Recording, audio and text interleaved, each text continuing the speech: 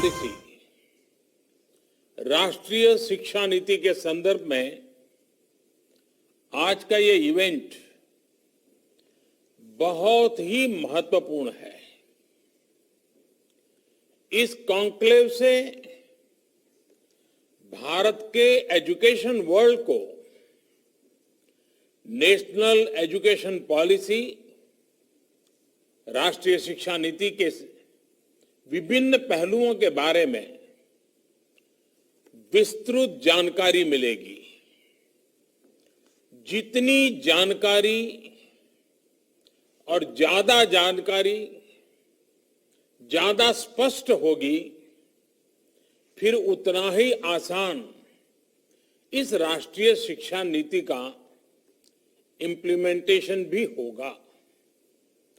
साथियों, 3-4 साल के व्यापक विचार विमर्श के बाद लाखों सुझावों पर लंबे मंथन के बाद राष्ट्रीय शिक्षा नीति को स्वीकृत किया गया है।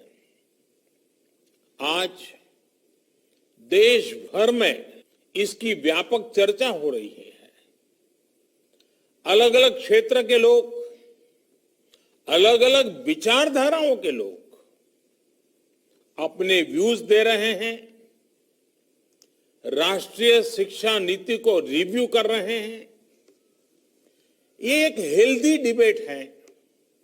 ये जितनी ज्यादा होगी, उतना ही लाभ देश की शिक्षा व्यवस्था। साथियों, इस बात में कोई विवाद नहीं है कि बच्चों के घर की बोली और स्कूल में पढ़ाई की भाषा एक ही होने से बच्चों के सीखने की गति बेहतर होती है।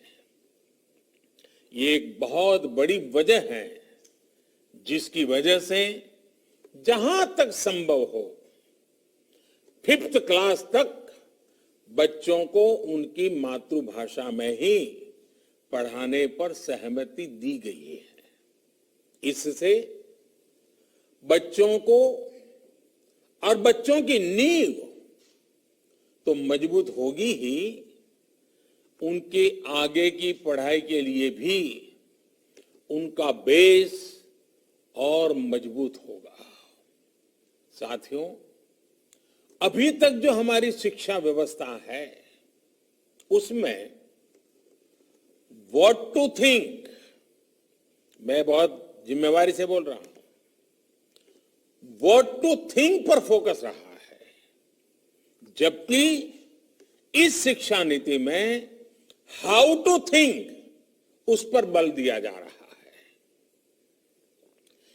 ये मैं इसलिए कह रहा हूं कि आज जिस दौर में हम,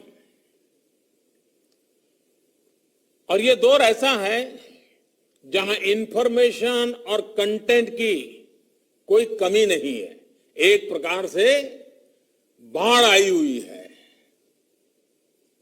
हर प्रकार की जानकारी आपके मोबाइल फोन पर अवेलेबल है। जरूरी ये है कि कौन सी जानकारी हासिल करनी है, क्या पढ़ना है।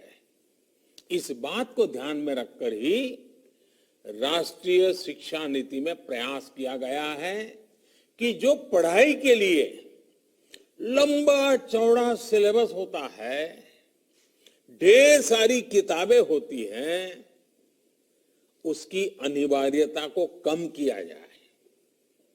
अब कोशिश ये है कि बच्चों को सीखने के लिए inquiry based, discovery based, discussion based और एनालिसिस बेस्ड तरीकों पर जोर दिया जाए। इससे बच्चों में सीखने की ललक बढ़ेगी और उनके क्लास में उनका पार्टिसिपेशन भी बढ़ेगा। साथियों, हर विद्यार्थी को, स्टूडेंट को यह अवसर मिलना ही चाहिए कि वो अपने पैशन को फॉलो करे। वो अपनी सुविधा और जरूरत के हिसाब से किसी डिग्री या कोई कोर्स को फॉलो कर सके, और अगर उसका मन करे तो वो छोड़ भी सके। अक्सर ऐसा होता है कि कोई कोर्स करने के बाद स्टूडेंट जब जॉब के लिए जाता है तो उसे पता चलता है कि जो उसने पढ़ा है वो जॉब की रिक्वायरमेंट को पूरा नहीं करता। कई स्टूडेंट को अलग अलग वजहों के से बीच में ही ऐसे सभी स्टूडेंट्स की जरूरतों का ख्याल रखते हुए मल्टीपल एंट्री एग्जिट का ऑप्शन दिया गया है।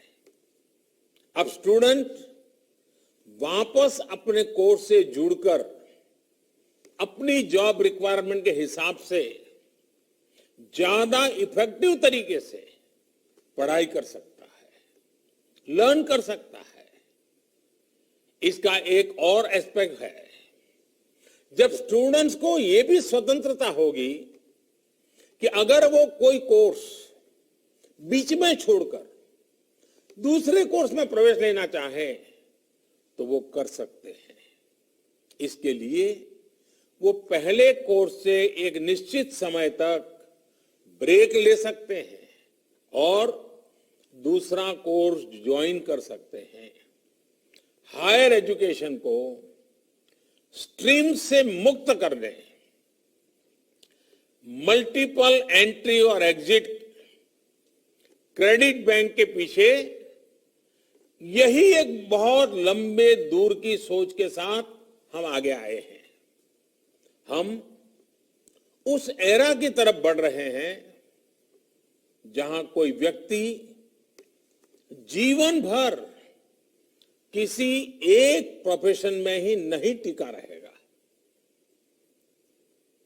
बदलाव निश्चित है, मान के चलिए, और इसके लिए उसे निरंतर खुद को रीस्किल और अपस्किल करते रहना ही होगा।